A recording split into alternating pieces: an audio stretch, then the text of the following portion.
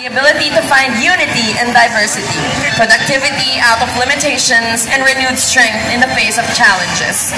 Center stage is the noble manoble lady farmer representing the role of women in Philippine indigenous communities. Panibagong lakas is also represented by abundant yield of local crops carried by the kalabaw. The bounty symbolizes growth and the vision for Filipinos to thrive despite environmental challenges and the pandemic. In crafting this lantern, the Asian Center prioritized the use of eco-friendly practices in its activities. Beyond its symbolism, this lantern mga katutubot, kalikasan, at ang tumitinding kahirapan sa pagkamit ng mga batayang serbisyo, gaya ng edukasyon at kalusugan. Sentral sa parol na ito ang babaylan, kumakatawan sa hamon sa bawat doktor ng bayan na maging babaylan sa kasalukuyang panahon. Katuwang ang masang Pilipino, ang ating pagkabuklod-buklod ang siyang ating panibagong lakas upang patuloy na magsusumikap bilang tagapangalaga ng kalusugan, masugid na tagapagtaguyod ng kultura at matapang na tagapagtanggol ng hustisya.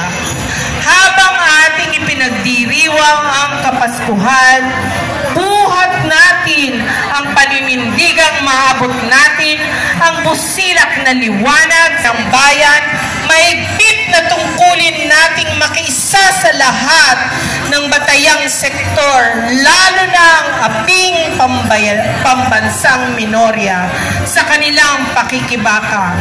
Taglay ang puso at talino, malakas. Mula sa binhing ito, lalawak pa ang ating hanay ng mga Pilipinong lumalaban. Patuloy na itataboy at gagapiin na nagsasama-samang mamamayan ang mga Philippines. Stop the U.S. war machines! From the river to the sea, Palestine will be Palestinian genocide.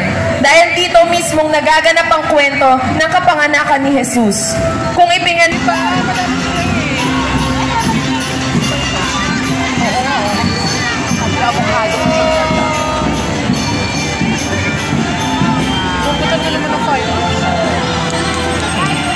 ang endemic bird, paglipad ng kaisipang malayay, katumbas ng pagpapalaya sa sambayanan, hanggat sinusupil ang karapatang pangpaaralan, ang lipunan, mananatili sa hawla ang diwa ng masa. Ang paglipad ng ibon, ang hinahangad naming kinabukasan, sa lahat ang karapatan sa makamasa, siyentipiko at makabayang edukasyon. Sa katutubong ibon ay nilalarawan nila Visual Communication 2024-26, endemic birds pa rin.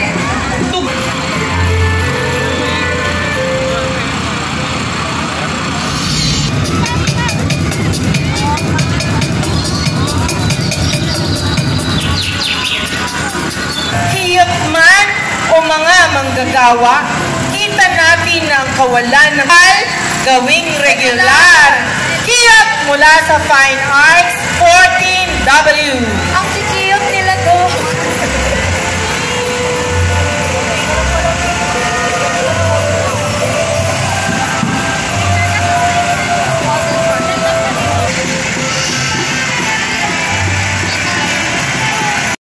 Mga taong lumalaban para sa layong ito sa harap ng paniniil at sa pagprotekta sa malayang pagpalang takot sa paninikil.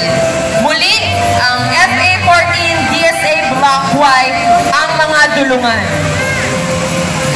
Sa budget na dapat ilaan sa edukasyon, ngunit ito ay sarado. Nagtatanong